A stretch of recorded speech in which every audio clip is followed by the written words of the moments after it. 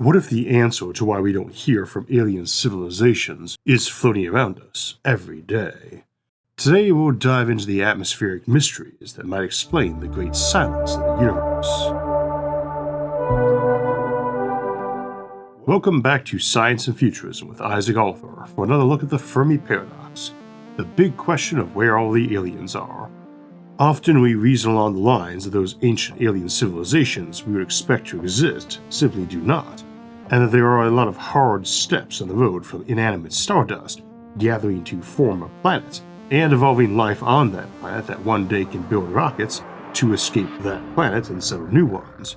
We call those hard steps filters, hurdles that must be passed on the road to the stars, and they can be everything from what makes a planet hospitable to life to that life evolving a complex brain and tool use. Today we'll be looking at a neglected filter, the role of atmospheres and air retention in the Fermi Paradox and Earth's origins. Everyone knows it's important to have air, but it's a surprisingly complex topic and also a surprisingly under-discussed one.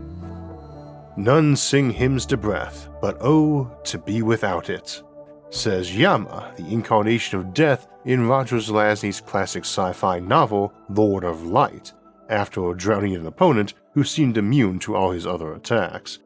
It's a truly epic novel, set in a distant and isolated colony of Earth in an equally distant future of advanced technology that blurs the lines between science and magic at times, where the ancient settlers of that planet who fought to make it livable live on still in a world peopled by their technologically primitive descendants. The novel is worthy of all the praise it gets, and I won't spoiler it further, but the phrase always stuck with me. When we talk about post-scarcity civilizations, higher tech ones with access to vast resources, I often note that this is likely to always be category specific, that they have a lack of scarcity of certain resources or certain problems, like they defeated famine or disease, but still have concerns over personal happiness or long-term security. They all live like kings but have a scarcity of leadership positions. Air is a great example of something we have no scarcity of already. Humanity has often had an abundance of water, even fresh water in some places, and deserts in others, but air was everywhere, and no one really thinks about it, or if they do, it was concerns over air quality, which while they could get pretty serious, even pre-industrial era and smog, never included simply running out of it. You cannot live without certain things, but can go without for a while, some longer than others, and water is one you can't last long without, even compared to food, but air is orders of magnitude more time urgent. You can only last minutes, not hours or days without it. Interestingly enough, as we'll explore today, it's also probably the least stable aspect of planetary habitability. We think Earth is in its third atmosphere by now, if not more, repeatedly replacing it in composition since our planet formed. And as you probably know, we think we'll lose Earth's atmosphere in maybe 1 billion more years, and think places like Mars once had thicker ones themselves and lost them. How long a planet can keep an atmosphere, and of the same type, that can support life, is obviously important to intelligent life eventually arising there. But as you may also have heard, life is twice as old as our modern oxygen-rich atmosphere, and so it's quite possible that atmospheres like our own cannot occur without life, or they might be very inimical to early life forming and thriving. This could mean that there's a very narrow range of planets that not only have the right kind of mass and sunlight and age to be good for life, but also the right atmospheric composition, durations, stabilities, and even instabilities to foster life. When we talk about the Fermi Paradox, we are essentially grappling with why we don't see other advanced civilizations in a universe that seems fertile for life. A key part of this paradox might lie in subtle but critical influences of atmosphere, air retention, and gravity on planetary habitability, especially as they shape the conditions under which life can emerge and thrive. Earth itself may hold many clues to help us understand why the night skies remain so silent of signals from, or clues of, ancient alien civilizations. We also need to understand from the outset that the atmosphere is far more than just the air we breathe. It's a delicate, dynamic system that does change over time and acts as both a shield and a cradle for life, from protecting the surface from harmful radiation to regulating temperatures and helping sustain liquid water. The atmosphere is one of the most important features for any planet hoping to host life. However, holding onto an atmosphere, especially one that can sustain life, is a tricky balancing act that may tip one way or another depending on gravitational forces, proximity to the parent star, and many other factors. Now, we do not know that you need surface oceans for life to exist. Indeed, we currently believe that life probably began deep beneath the sea and far from air or sunlight. But after photosynthesis evolved, life on Earth rapidly grew vastly more abundant from organisms being able to harness the sun's light directly as a power supply. And they could only do that where water and other chemical nutrients were also abundant. And to this day, even though for most of Earth's history life exists in the oceans but not on land, most biomass is on land, by an overwhelming margin. The remainder is virtually all in the relatively small parts of the waters that are shallow, like the coastlines, rivers, or lakes, so that the nutrient below is well mixed into the water or reachable by sunlight or by plants that can bridge the gap to get sunlight from above and nutrient from below. The large majority of Earth's surface does not qualify, as it's deep oceans with only very dilute nutrients on the surface. They are essentially deserts while simultaneously being the exact opposite. They have plenty of water and get plenty of rain usually too. Planets without as much storms, which is largely dependent on planetary spin rate and thickness of atmosphere, might see that ecological niche filled by floating raft organisms that built upon techniques we see in coral and algae for capturing dilute nutrient from ocean water, and then became the proverbial bedrock of a more complex ecosystem attached or upon it. But that's a topic for another day. Air thickness or density is very important for storm power and erosion strength too. Mars is well known for its dust storms and fast winds, but overhyped in that regard. The wind often moves quite fast, but a hurricane-speed wind that would knock you or I over will feel much weaker on Mars, where the atmosphere is only around 1% or 2% of Earth's. If a gust of wind is striking you with 1% of the particles, even though it's moving the same speed, it exerts only 1% of the force.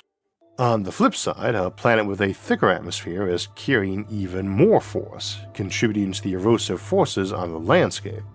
Indeed, if we imagine a planet a bit wider than Earth, and decently more massive, with a 24-hour day like we have, it is very likely you would have vastly stronger storms from a thicker atmosphere, retained by that higher gravity, and every raindrop or pebble that hit the ground, or rolled down a hill, would carry even more force from that gravity. That wider planetary diameter with equal day length means it will have a higher Coriolis force, making for more powerful wind and storms too. Indeed, as we discussed in our Fermi Paradox episode on large moons, unless this bigger planet itself had a big moon, it would probably be rotating even faster than once a day. Earth used to rotate faster and our moon be much closer to us, but the effect of time and tidal forces slowly caused the moon to drift away and leached angular momentum off of Earth, giving it a longer day and slower and less powerful Coriolis storms. We think Earth had a 12-hour or shorter day originally, and the other planets larger than us have shorter days too. Uranus, the next largest planet, takes approximately 17.2 hours to rotate once. Neptune is next biggest, and its day takes about 16.1 hours.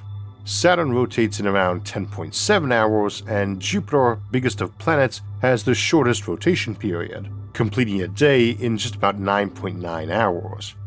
It does not actually follow that a planet's spin rate is determined by its mass, there's no simple correlation there, but there are a lot of overlapping factors. The same will be true of atmosphere and also atmosphere leakage, as we'll get to in a moment. For now, it is important to see all the different ways atmospheric characteristics can shape a planet and the life forming or evolving on it, not just by giving it air to breathe or liquid water on its surface. And you can only have liquids where there's a pressure present. In basic terms, the three normal basic states of matter, gas, liquid, and solid, are really just gas and solid. Molecules often have some force attracting them together when near, but it's not very strong. As a result, Things with higher temperatures, meaning they are moving around with more speed and momentum, tend to bounce off each other rather than stick together and form nice stable crystalline lattices as many solids have.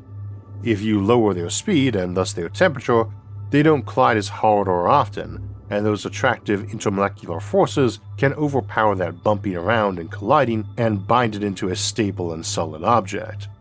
Hence, a cloud of steam can be turned into an ice cube. In space or other near vacuums, that's it. A material is solid until it gets hot enough for the individual molecules to fly off and disperse in a cloud.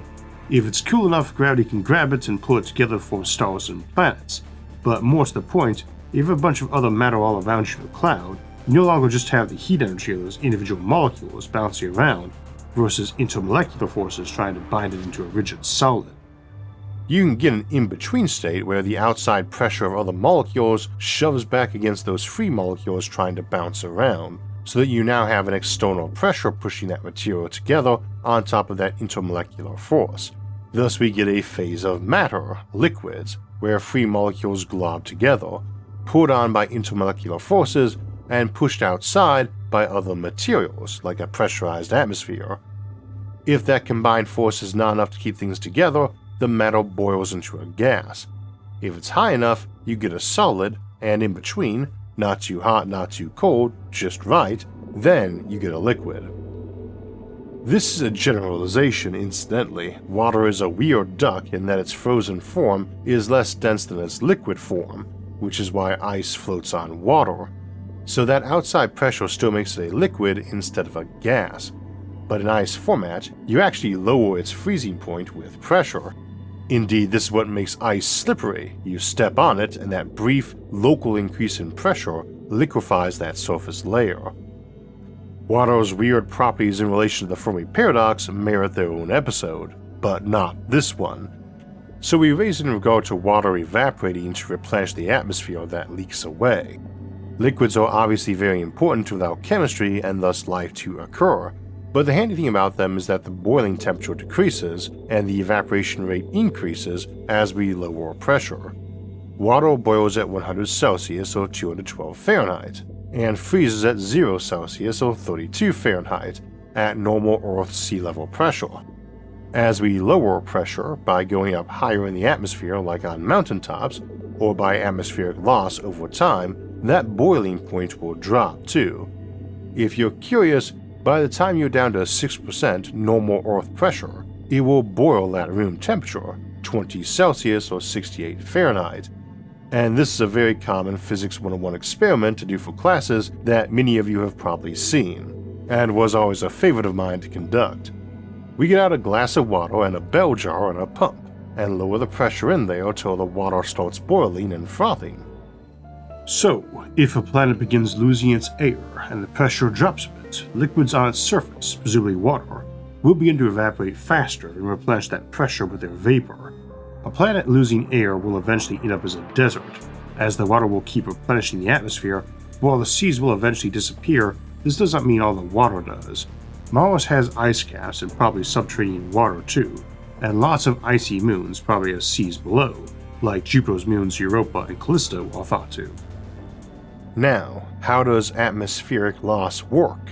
Well, it's several different mechanisms in play for both stripping atmosphere away and for mitigating it, and some are losing it into space while others are sequestering it into rock below. Most rock, dirt, and sand is oxygen plus something else, often more than half oxygen by weight. Water is 89% oxygen by mass, and sand, mostly silicon dioxide, is 53% oxygen by mass.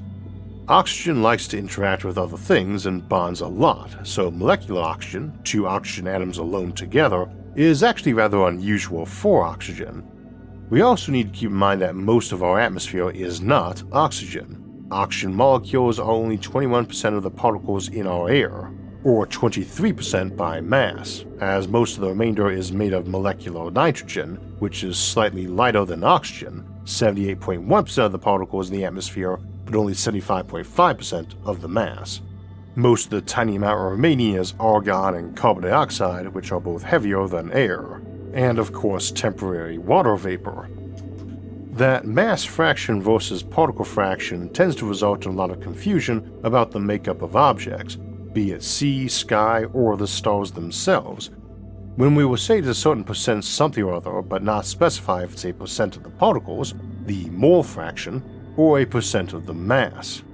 Our Sun, for instance, is 92% hydrogen by particle, but only 73% by mass, and slowly loses hydrogen as it fuses into helium, but also as it blows away in the solar wind, as hydrogen being lighter can escape more easily from the Sun, and similarly from Earth, which is why hydrogen is the most abundant atom in the universe, but relatively uncommon on Earth, and helium, which bonds to nothing, is the second most abundant in the universe, and in our Sun, but virtually non-existent on Earth.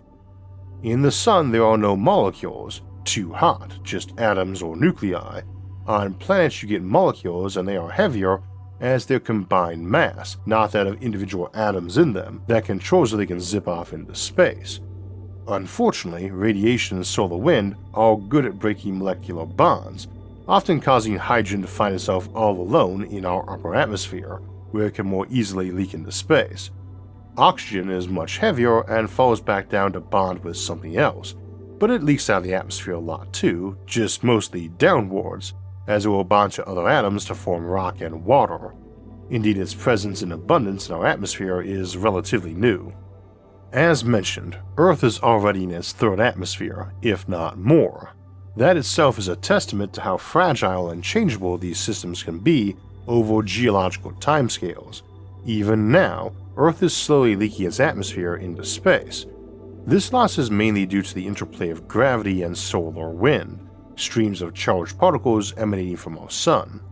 Solar wind plays a significant role in stripping away atmospheric particles, particularly lighter elements like hydrogen and helium, which are critical for life as we know it. At least hydrogen is. But why is it that Earth has managed to retain enough of its atmosphere to support life, while a planet like Mars, which is smaller and has weaker gravity, has lost most of its once thicker atmosphere? Gravity holds the key here. Planets with higher mass exert a stronger gravitational pull, allowing them to hold on to their atmospheres more effectively. Earth's gravity combined with its magnetic field helps retain the atmosphere by shielding it from solar wind. Without that magnetic field, particles in the upper atmosphere would be bombarded by high-energy solar wind particles and gain enough momentum to escape the planet's gravitational pull. We talked about that more in our Fermi Paradox gravity episode last year, including that it isn't really the molten core of a planet that generates its magnetosphere, but rather its spinning outer core. Even widening that core by a tiny amount has a large effect on the strength of that magnetosphere. This gets misconstrued as some rapidly spinning metal ball in our center. Our core does indeed rotate faster than the surface does, at an angular speed, but it isn't a lot. We are not sure the exact speed, but we think it's only about 1 or 2 more rotations per millennium than Earth's surface gets, which means its own day is about 1/10 of a second shorter than the surface. It isn't that it rotates separately than the surface, the difference there is trivial, though the speed it turns at is not, and is based on how fast we spin, which rises as you get out from the core in terms of tangential velocity. The mantle would generate tons more magnetic field, except it is made of silicate minerals that are not nearly as conductive as the liquid metals in the outer core. The inner core doesn't spin as fast, as it is thought to be solid too, which doesn't help. The Earth's magnetic field is primarily generated by the geodynamo, which occurs in the outer core. The rapid convection of electrically conductive liquid iron and nickel, combined with the Earth's rotation, creates circulating electric currents. These currents generate a magnetic field according to the principles of electromagnetism. This matters a lot because people would toss around the idea of nuking Mars' core so it starts its dynamo back up. This would not work. Beyond being nigh impossible, even by this channel's high bar for throwing out that word, and we discussed better methods in our episode giving Mars a magnetosphere, and also in our more recent episode focused on restarting the Martian core. The magnetosphere deflects incoming hydrogen particles from the Sun that are moving with far more speed than Earth's own escape velocity. If they hit another particle in the upper atmosphere, they usually share to it enough momentum to let both of them blast into space. If on the way out one of them bumped into another particle, it might slow them enough to stay or bounce them back toward Earth. So escape happens best in the upper atmosphere, way over even the mountaintops where the air is ultra thin. But that magnetosphere not only deflects ionized hydrogen from the sun away, it can also deflect a struck hydrogen particle in our atmosphere back down in many cases. Thus, magnetospheres do double duty in atmospheric contention, and the stronger the better. Hydrogen generally goes first along with helium, but heavier atoms like nitrogen can go too in weaker gravity and as the air thins. Note that the speed of solar wind is not significantly diminished the further those particles get from the sun. They thin out in numbers by cross-section, but not by individual potency. Thus, this particular type of atmospheric stripping, and there are many kinds, works even on distant frozen worlds. Temperature matters, so does gravity, but often the sheer kinetic energy of a solar wind particle is just too immense for those to matter as much. Thus, on smaller worlds like Mars, this hydrogen leakage process happens much more quickly, as do the other leakages. Mars, being just 10% the mass of Earth, lacks both the gravity and the magnetic field to effectively shield its atmosphere. As a result, it has lost most of its atmosphere over time, leaving it cold, dry, and inhospitable. Venus, though similar in size to Earth, tells a different story. Its atmosphere is thick and heavy, filled with carbon dioxide, yet it is also hydrogen depleted. Despite its thick atmosphere, Venus has lost most of its hydrogen due to the sun's radiation and the planet's slightly lower gravity. Venus turns very slowly, taking 243 Earth days to turn, which contributes to having a very weak magnetic field. The exact state of Venus's core, liquid or solid, is unknown. On Earth, the geodynamo effect of the movement of the liquid outer core generates a strong magnetic field. Venus does not have a strong magnetic field, which might suggest its core does not have the same convective motion as Earth's liquid outer core. Regardless, Venus clearly has an atmosphere, indeed has about 100 times more atmosphere than Earth has, and also again one very depleted of hydrogen. As a result, it has plenty of nitrogen and oxygen and carbon for an Earth-like atmosphere, but doesn't have anything we could breathe. It is only 3.5% nitrogen, versus our own atmosphere which is almost all nitrogen. But since it has 100 times our atmosphere, it has about 4 times more nitrogen than we do. But the rest is mostly carbon dioxide, there's little free oxygen, and of course it's boiling hot and rains sulfuric acid. Venus has visible clouds, so we used to think it was a paradise planet. Later we realized they were made of sulfuric acid, and that Venus was less a paradise and more a suburb of hell. Either way, Venus's example shows that atmospheric retention is not just about size, gravity, magnetosphere, or even temperature. Atmospheric retention is a complex equation involving many variables, including proximity to the parent star, atmospheric composition, and whether the planet has a magnetic field to shield it from stellar winds. The Fermi Paradox may in part be explained by this. Many planets, even if they began with atmospheres capable of supporting life, may have lost them before life had a chance to evolve. Or worse, life may have emerged only to be wiped out by the planet's failure to maintain an atmosphere long enough to sustain complex organisms. So what did that atmosphere used to look like? Unsurprisingly, it began with a lot more hydrogen. As we discussed in our episode Primordial Planets, we have limited details on the atmosphere before the moon's theoretical formation, since the geological records were destroyed by our impact with a dwarf planet that ripped our whole crust off, but we suspect it went through a change of atmosphere even before then. Hydrogen is the most abundant element in the universe and a key building block for life. It is also the first to escape a planet's atmosphere. Lighter gases like hydrogen and helium move faster at a given temperature, and on planets with a weaker gravity, they can easily reach escape velocity and leave that planet behind. They also absorb more speed from collisions with other particles transferring momentum, like solar wind or even high-energy photonic radiation, so they escape fastest, and this is particularly true for planets that are closer to their stars or have hotter climates, where atmospheric particles gain more energy and are more likely to escape. Earth's hydrogen loss has been mitigated by its magnetic field and its ability to keep much of its hydrogen bound in molecules like water. Water or vapor, when it rises into the upper atmosphere, is subject to being broken apart by ultraviolet radiation from the sun. The hydrogen, being lighter, can then escape into space, while the oxygen may remain in the atmosphere. As discussed, over time this process slowly erodes the amount of water a planet can retain, a problem Earth may face in the distant future. And while we can imagine other types of life, like those based around ammonia or methane over water and carbon, ammonia and methane, like water, are made with hydrogen. A planet lacking them, or any abundant solvent liquid that is also exposed to the sun for energy, as a planet without an atmosphere cannot plausibly have a robust and diverse ecosystem.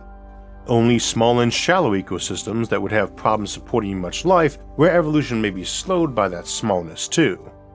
Life in the oceans, without sunlight penetrating the thick atmosphere, would likely remain primitive, clustered around hydrothermal vents at the ocean floor. Instead of vibrant ecosystems like Earth's, these worlds might harbor only sparse, microbial life in the dark depths of their oceans. This would severely limit the potential for intelligent life to evolve, much less develop technology or spacefaring capabilities, effectively serving as one of the many filters proposed in the Fermi Paradox. Regardless, on earlier Earth we would expect more hydrogen initially, though don't assume we ever had a thick blanket of it. As planets form, their escape velocity rises as they clump up bigger and grow in mass. But every particle coming down on this forming planet begins landing with more and more energy as it experiences that increased gravity.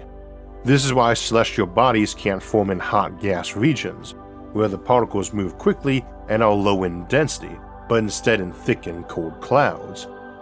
Now, objects falling in obviously can't have more energy on average than they got while dropping. Balls don't bounce higher than they fell from unless they not only fell but were thrown down. So planets form hot but keep most of their material.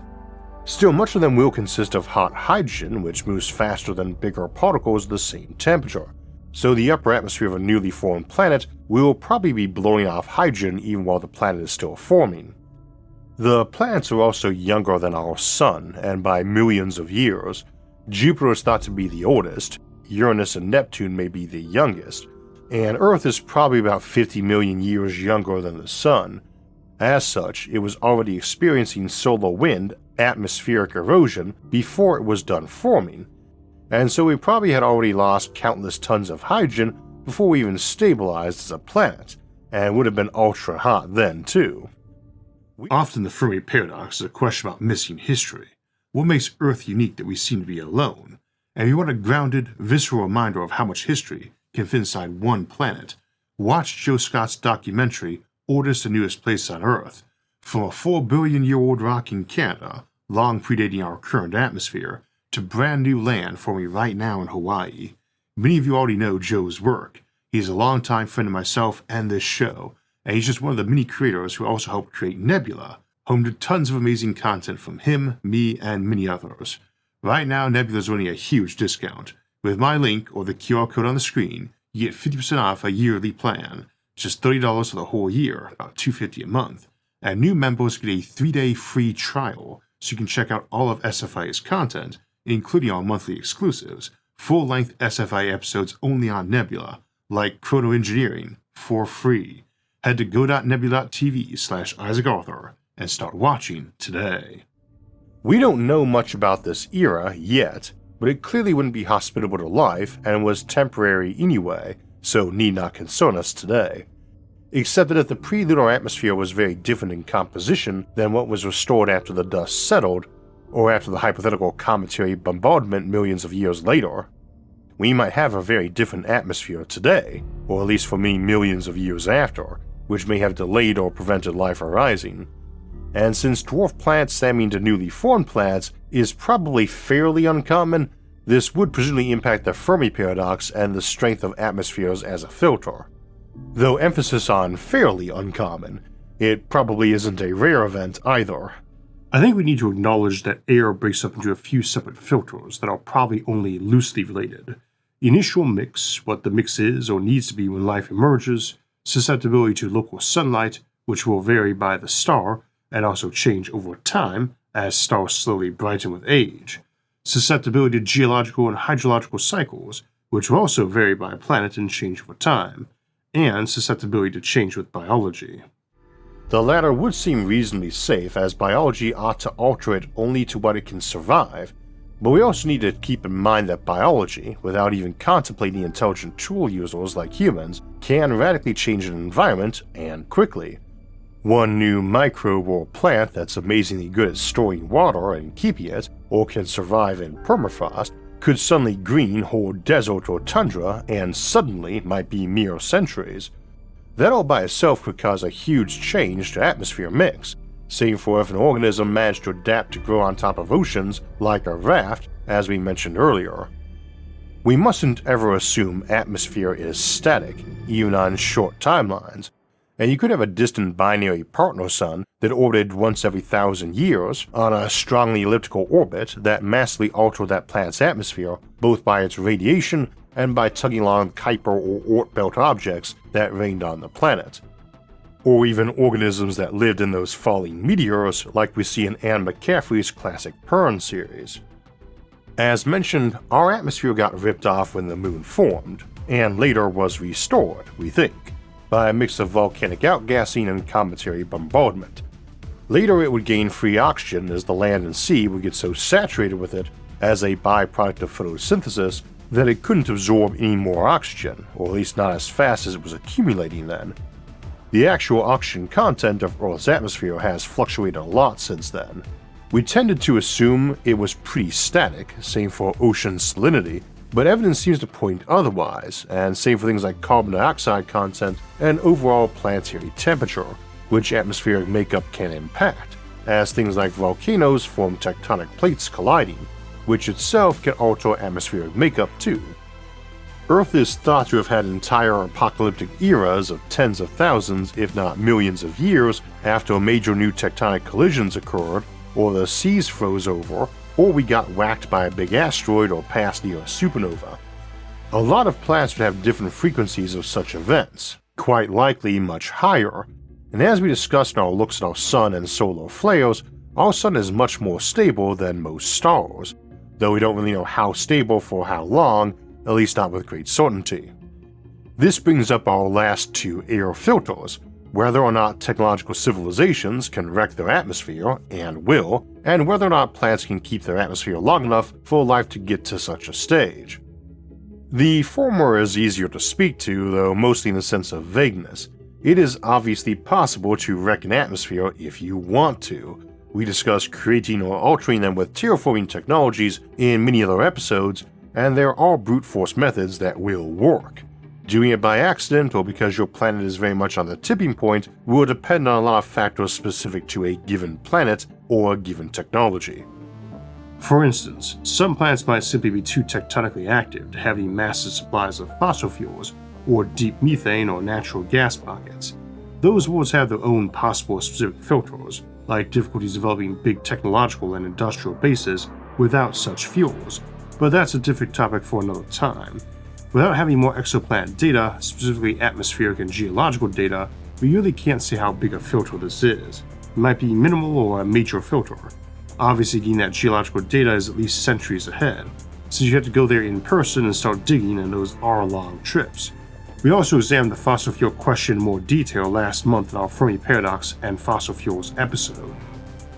The other air filter is also a bit hard to speak to, and indeed most of the Fermi Paradox filters around air are as hard to grasp and look at as the air itself.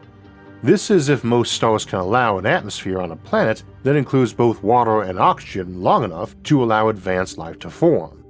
Any star with a lifetime much less than 5 billion years can probably be ruled out, though that's only a % or 2 of stars, as our Sun is itself on the large side, the top 5% or so in mass, and the bottom 5% in lifespan. As stars age, they grow hotter, and their solar wind intensifies, which accelerates the rate at which planets lose their atmospheres. Even Earth, with its robust gravity and magnetic field, is not immune to this process. Over time, the Sun will get hotter, causing Earth to lose more of its atmosphere and oceans, eventually rendering the planet uninhabitable. This is a process that will unfold over billions of years, but the implications are profound for planets orbiting stars that burn hotter and faster than our own Sun. Planets around more massive stars experience faster solar wind and higher radiation levels, which can strip away atmospheres much more quickly than on Earth. In these systems, life may only have a brief window to emerge before the atmosphere is lost or rendered uninhabitable by runaway greenhouse effects or radiation. This rapid loss of habitable conditions might explain why we see no signs of advanced civilizations, but again, that's a small minority of stars. The problem is, those smaller stars that live longer tend to have higher variability in their solar wind output, and planets need to be closer to them to be warm, often a lot closer. Most stars in this universe are only about 1% of our sun's brightness or less, which would mean being 10 times closer to their sun, which makes for more tighter locking and narrower windows of habitability. Indeed, planets close to stars will tend not just to tightly lock, but bleed off their eccentricity, either end up in near circular orbit or strange resonance like Mercury, or getting kicked out of the solar system or swallowed by that star. If they do end up tightly locked or even just with very long days, that's going to make maintaining atmosphere harder too. But there's a lot of unknown unknowns there too, and we looked at colonizing red dwarfs in their own episode. It is possible that you don't need hydrogen or water on your surface, and to evaporate to later rain on land. It is also possible you don't need free oxygen in your atmosphere for animal life. We've looked at options like non-carbon-based life, silicon life, ammonia-based life, and even crystal-based life in their own episodes, but as we saw in them, it's a heavy lift, especially for fast evolution to intelligent animals like us. Some might reason air composition isn't critical, and indeed that may be the case, but I wouldn't hold my breath on the matter. In the end, atmospheric retention, makeup, long-term evolution of that atmosphere, and air loss are probably some of the most critical factors in determining whether a planet can support life, let alone intelligent life. The delicate balance of conditions that allowed Earth to foster life and maintain its atmosphere may be far rarer than we think. Many planets, even those with the potential to start life, may lose their atmospheres before life has a chance to evolve into intelligent species, or the conditions of their atmosphere may inhibit the development of complex ecosystems. In the context of the Fermi Paradox, these planetary filters, whether they be from atmospheric loss or the rapid destabilization of environments, could mean that intelligent life is far less common than our imaginations might hope. Earth itself may be the result of a series of lucky breaks, from its initial conditions to its ability to retain an atmosphere long enough for intelligent life to emerge. If these processes are as finely tuned as they seem, then the silence of the universe may simply reflect how fragile and rare the conditions for life truly are.